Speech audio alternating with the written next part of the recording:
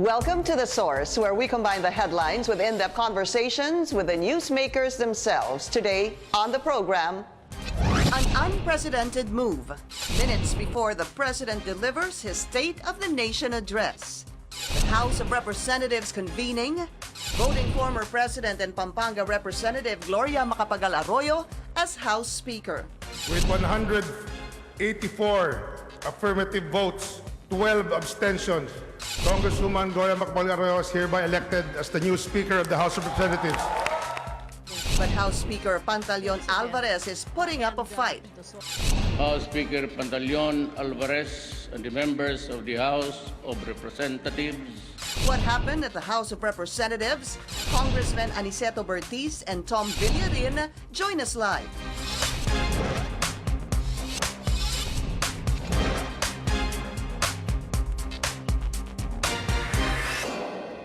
thank you for joining us. I'm Pinky Webb. On the eve of President Rodrigo Duterte's State of the Nation address, lawmakers confirmed to CNN Philippines that there's a brewing plot to oust House Speaker Pantaleon Alvarez. I hereby call The plan, declare the position vacant as soon as the House of Representatives opens its third regular session for the 17th Congress. All eyes were on Speaker Alvarez as he addresses his colleagues that day, July 23. But he did not mention stepping down from his post. He even reiterated his call for an anti-political dynasty bill, but without term limits for elected officials. I am amenable to anti-political dynasty provision as proposed by the Consultative Committee draft. However, I have also made it clear, based on my personal studies and consultation with peers, that political dynasties proliferated because of the unintended effects of imposing term limits. Also on Congress's table, the ratification of the much-awaited Bangsamoro Organic Law, but the session was suspended for more than an hour. It was then some lawmakers confirmed that they had the numbers to remove Alvarez from the speakership. Seryoso yung threat na i-oust si Speaker Alvarez sa kanyang pwesto at mukhang hindi naman pumapayag din si Speaker Alvarez na umalis sa pwesto niya. And then the unexpected happened. The session without any warning was adjourned in less than a minute, a move vehemently opposed by some lawmakers. Then a footage of congressmen signing a manifesto that says former President and Pampanga Representative Gloria Arroyo should be the next speaker. And just when everyone was waiting for the president to deliver his SONA, another twist of events. A roll call was made by lawmakers and declaring Arroyo as the new speaker. She went up the rostrum, tried to speak using the session hall's microphone, but the audio was cut off. She then took her oath as the new House Speaker just before the president arrived at the Batasang Pambansa. But to everyone's surprise, it was House Speaker Pantaleon Alvarez together with Senate President Tito Soto who welcomed the president at the Batasan.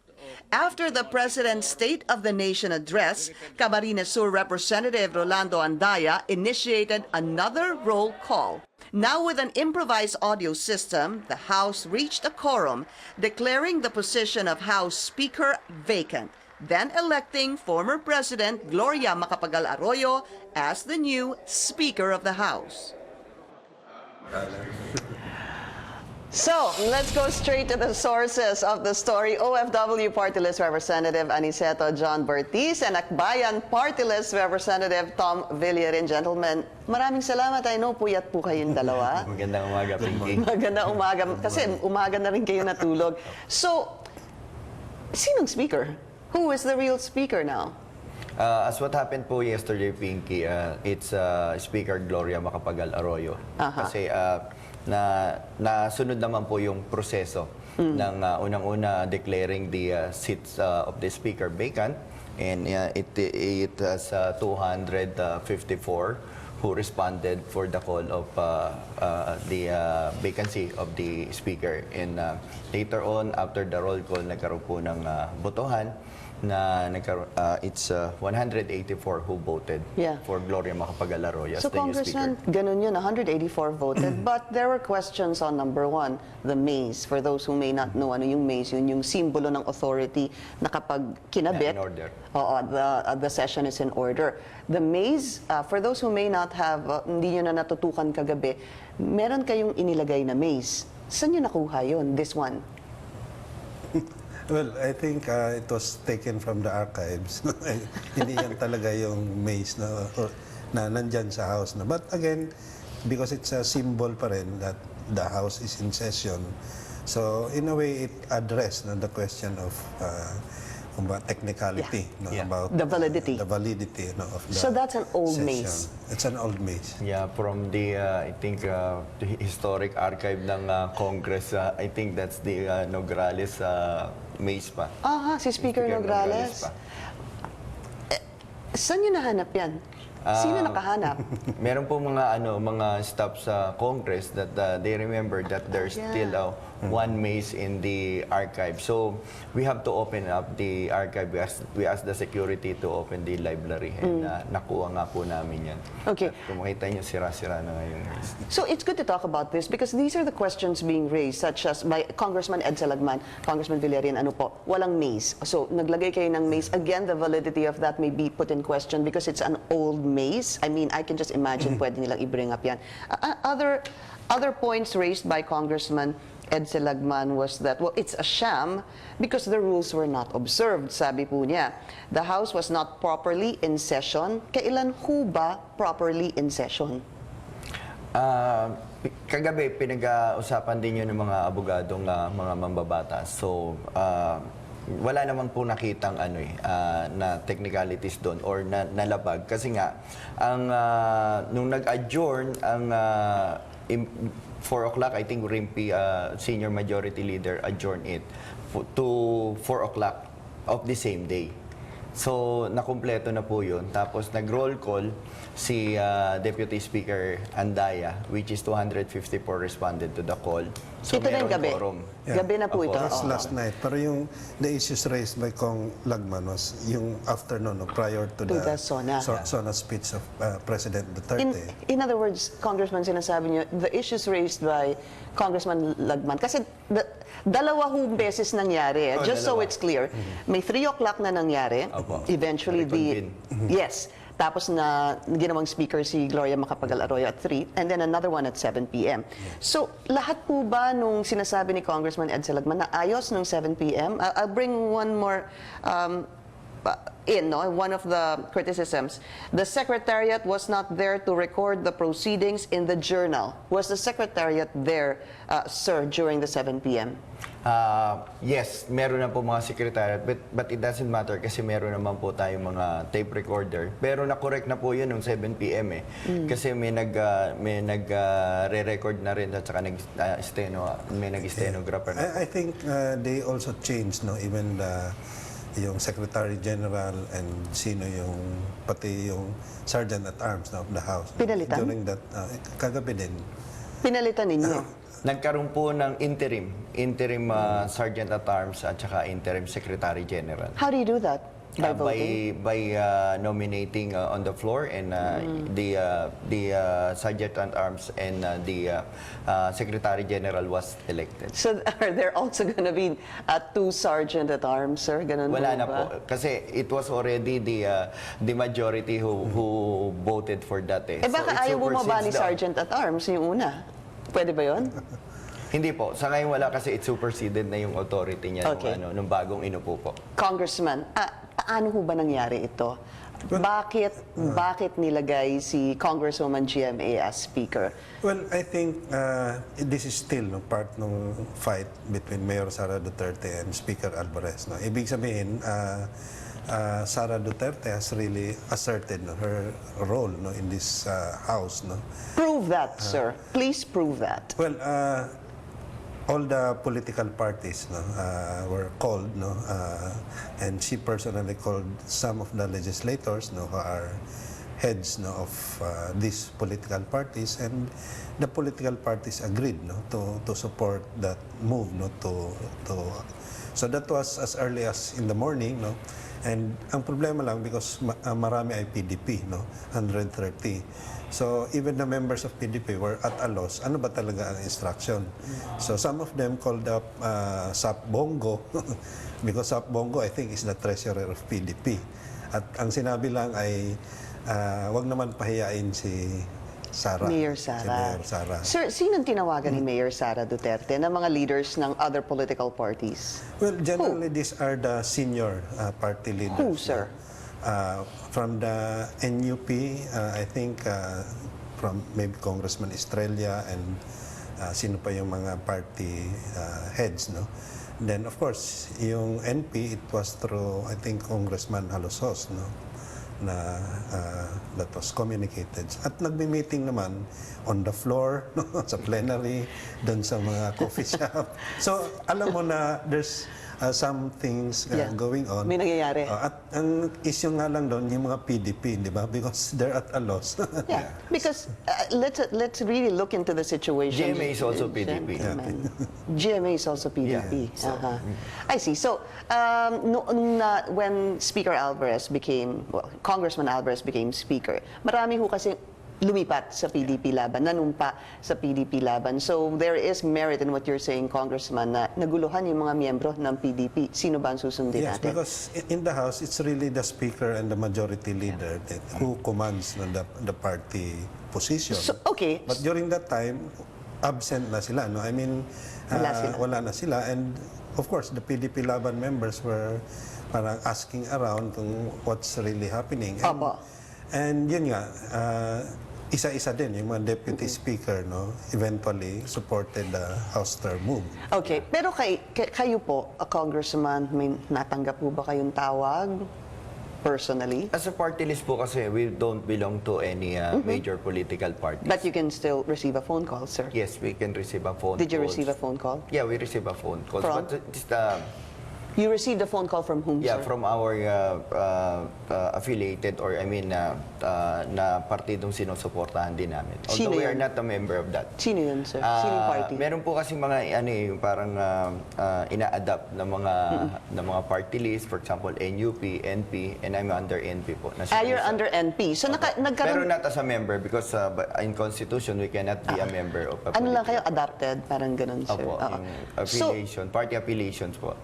Sir, can you tell us ano yung tawag? Just tell us ano yung laman ng tawag? Wala naman po. They didn't mention anything. They didn't mention the name of GMA. Just parang ini-inform lang na baka merong pangyayaring maganap bukas or development. So, wag lang kayo magulat. Ibig sabihin yun. So, whoever, we will support whoever the administration will going to support of course, Presidente Duterte and the administration. Sino ho ba ang isinusuportahan ni President Duterte? Yun ang tanong. Sa ngayon po, wala kasi pareho namang PDP si former Speaker Alvarez and the new constituted Bottom Speaker. line, it was really party decision. Yeah. No? Kasi parang when the party says that this is their stand, they will support the move to change the leadership, then it's being communicated down to the members. And even as in the party list coalition, we also had our meeting and marami naman, they gave their feedback, no? Ang tanong lang naman, meron ba itong blessings? Yeah. So when it was communicated na may blessings naman yan, yun, parang eventually, most of the party list groups, no, said they would support, no? So just to be clear, ang natanggap niyo pong balita, may blessing ito ni Pangulong Rodrigo Duterte. Tama ho ba? Well, not directly. No? I mean, ang natanggap lang really is it's really Mayor Sara Duterte was asking the members of the House to support a leadership change. All right, we'll be taking a short break. This is The Source on CNN Philippines. Still to come. What could be the priority bills now under the new House leadership? Congressman Aniceto Bertiz and Tom Villarin will still be with us after the break. You're watching The Source on CNN Philippines. Our guests today, OFW Party List Representative Aniceto Bertiz and Akbayan Party List Representative Tom Villarin. Just to be clear about this, Congressman, kayong dalawa, pumayag kayo to declare the position vacant. Did you vote for GMA, sir? Yes, I voted for DMA. Well, Akbayan abstained in the voting. Of course, we still want to be with the minority as fiscalizer. So no, you did not vote for GMA. Yes. That's why this number came up, Congressman Bertiz, na nasa kamay niyo po. 254, declared it vacant, 184, voted for GMA. So let's do the math. How many are you in Congress? 292? Yeah. 292 po. So kung... Yesterday, 271 in the morning, no, during the roll call, 271 yung attended. No? Pero last night was 254 yung nandun sa floor. No? Okay. More or less, sir, if you number 292, more or less, no, and 184 voted for GMA, you have about 100 and, I don't know, sir, maybe 10 or 20, lagay na natin, more or less, 120, who did not vote for GMA. Does that necessarily mean that that 120 is for Speaker Alvarez? No. No. Most of them abstained and some of them already left the room. They didn't cast. Such as Congressman Villarin. Yes, I think there are still holdouts, no? Meaning the PDP Laban who are not part of that change of leadership move. Nandyan pa rin sila. Of course, nandyan si Manong Rody Duterte. Yeah, what's going to happen to Majority Floor Leader Congressman Fariñas? Most of the si Congressman Majority Leader Fariñas, yan yung nakita kong super duper sipag. Kaya nga meron kaming 2,000 plus bills na naipasa at naisulong. Yung talagang parang principal na mahigpit na at 4 o'clock you have to be in the session. 100% kami always quorum for the past 2 years. So majority of us in the Congress really wants Majority Rody Fariñas to be our majority, to stay pa rin. Kayo din, sir? Well, merong iba na gustong stay. Ibig sabihin, status quo. Speaker lang babaguhin. Pero meron ding mga groups na gusto nila reorg lahat. No? Overhaul. Even the majority leader. And I think most likely, you have to defer to the new speaker, no? Kung i-reorg niya lahat. Yeah, it'll be up to the speaker. Yes, ma'am. Okay, so malinaw sa inyo, it's Speaker Gloria Macapagal Arroyo. Just very quickly, how did you feel when you voted for her at about 3:50 minutes before the sworn of the President? And the President still acknowledged the Speaker as Pantaleon Alvarez. Sir, kayo po. Kasi nga, ma'am, napag-usapan na rin na ang hindi lang nakuha doon sa video or sa news talaga is yung lahat halos nung bumoto sa kanya na initially 161 ata yun. Nagpuntahan po sa lounge. So the plenary was empty during that time. And then nakiusap na lang ang bawat isa, let's pass the SONA or the speech of our President. And let's resolve it after ng SONA. So, yun po ang napagkasunduan. Sir, yung timing, some people are quite turned off with the change of events, minutes before the President's State of the Nation addressing, it's anticlimactic. At hindi lang yun, sir, parang for a lack of better word, hindi na respeto sana yung SONA ni Presidente. Well, una-una, it was not in the script of Bernal, no? Director. So, Hindi siya kasama. So, ang nangyari din is, of course, some really wanted to have that thing done yesterday. So, kumbaga, nung sinimula ng umaga, they want to have the momentum of change. No? Kasi kung sinabi na, bukas na yan, so baka nga ma-diffuse yung momentum na yon. So, practically talagang sinagad nila, even though it's really, di ba, in bad taste kung sa public titingnan. No? But again, that's how they really wield power. No? And sa ngayon nga, well... Do you agree yung pagkagawa, sir, right before the SONA? No, kasi ang tingin ko if you really have the numbers, do it in the process. Even if the Speaker Alvarez will resist, pero you already have the numbers, then wala na siyang magawa. So hindi kayo sang-ayon sa timing? Supposedly dapat ngayon, no? Kasi dapat ipasa mo na yung Bangsamoro Organic Law, then next day, yun na yung leadership change. Kayo po, Congressman? I think ang pinagsimulan yung yung pagkaka-adjourn di ba, Kuya Tom? Yung pagkaka-adjourn kasi, we supposed to ratify yung yung BOL pero in-adjourn ng I think 2 p.m. or before 3 p.m. So meron pang protest or opposition doon sa floor na bakit in-adjourn at walang mga congressman doon halos sa floor. So yun ang pinagsimulan. We have So to parang that reconvene kasi sparked the parang fire.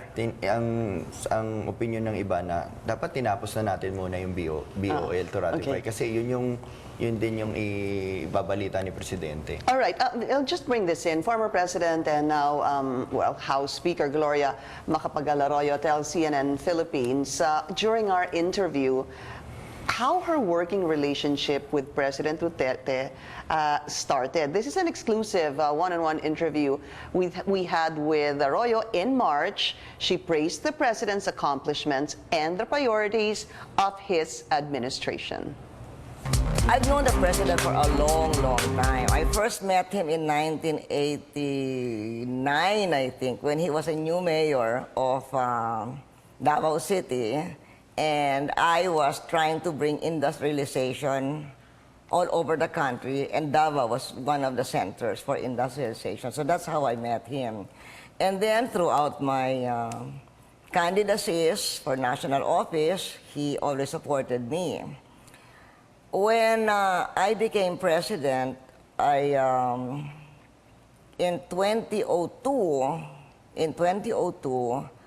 I asked him to become my special advisor on peace and order.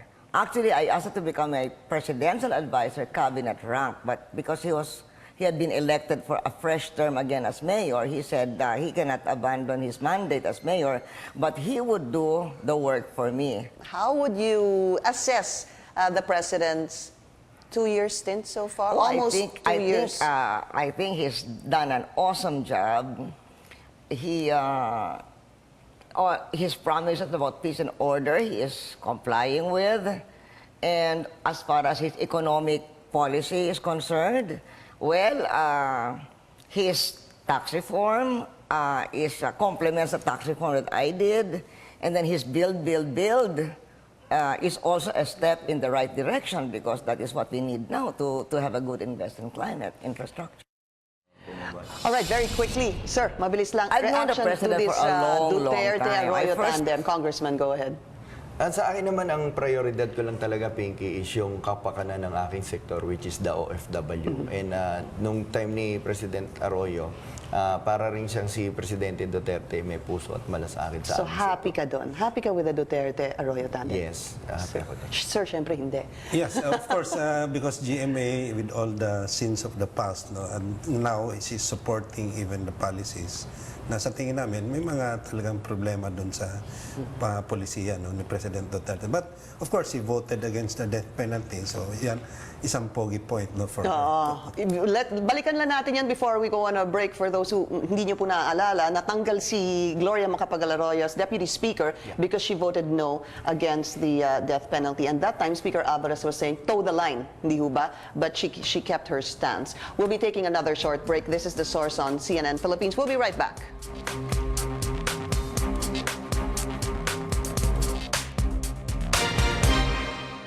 You're watching The Source on CNN Philippines. Our guest today, OFW Party List Representative Aniceto Bertiz and Akbayan Party List Representative Tom Villarin. Sir, ano ba nag-trigger sa change sa pagtanggal kay Speaker Alvarez? Sir, go ahead.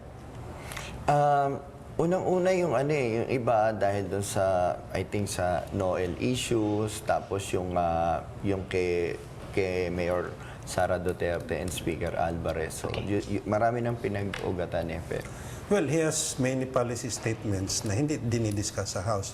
Noel, the People's Initiative, no? Ito yung mga latest. No? But prior to that, his divisive style of leadership, no? At saka yung brusco masyado na approach. So, turn off yan sa karamihan ng mga congressista. Brewing na ba yan, sir? It's brewing since last year. No? I mean, it was highlighted during yung na-zero budget, then away ni na Mayor Sara Duterte. So, all right. Sir, pag-usapan natin, it's, 9:25 in the morning. Ano ho ba mangyayari ngayon? May meeting ba? Sir, may meron ba ng katawag? Let's be honest about this? Meron po mga nagpatawag si SGMA, Speaker GMA, nagpatawag siya ng lunch. It will start mga 11 a.m. Saan, sir? Sa bahay niya. Kasi La we don't Vista. have a venue na ganun kalaki sa Congress. So, yun lang. Ilan ho kayo na dadalo mamayang 11 a.m.? Hindi ko po na alam kung ilan yung bilang, pero siguro medyo malaking bilang po yun, sabi. Is there another meeting that you know of, Congressman? There are members of the House na from Mindanao who are also wants to support no, Speaker Alvarez. Of course, hindi lang Mindanao, but some no, the PDP holdouts. No? At sabi nga kanina, 184 voted for GMA. There's still 100 more na holdouts. No? Yes. The LP has also decided na mag-abstain. So in a way, there would be also meeting who would be the next minority. No? So we're hoping na sana wag na pakialaman ng House leadership in Bago. Yung mga talagang totoong mag-abstain at mag-perform ng minority. No? Dahil maganda naman yung fiscalizing role. Because during Alvarez time, naglagay talaga siya ng kanyang minority. No? So sana hopefully hindi mangyari ngayon yan. And we have a legitimate... So you're talking about a true minority Yes, a with true the new minority. speaker. Okay, With the new speaker. very briefly, sir, 4 p.m., what are you expecting when you resume, no? Because hindi kayo nag-adjourn. Assumptions, kasi hindi naman tayo nag-adjourn kagabi. Suspended lang. So, continue lang yung nangyari kagabi. And I think one of the priority is ma-ratify yung BOL talaga. Yan. Sir? Yeah, I think we should resume and ratify this major policy mga laws, no? Bangsamoro Organic Law and other laws that needs to be ratified too. One last question, sir. Paano pag hindi ho ito tanggapin ni Speaker Alvarez? Meron na pong nakaupong speaker. So, it's just a question of dividing the House. So, we have already a number. And ma'am, correction lang. Si Kuya Tom, we really have a true minority in the House. And lahat That's subject to a debate, sir. Hindi ho ba? Congressman, maraming salamat. I know pagod pa ho kayo. May meeting ka pa ng 11, sir. Tawagan ka namin ulit pagkatapos ng meeting ninyo. And Congressman Villarin, maraming salamat. I know. We will, of course, continue to monitor the developments here on CNN Philippines. Please stay tuned. Again, sir, maraming salamat po sa inyong dalawa. Thank you for joining us here on The Source. I'm Pinky Webb. You're watching CNN Philippines.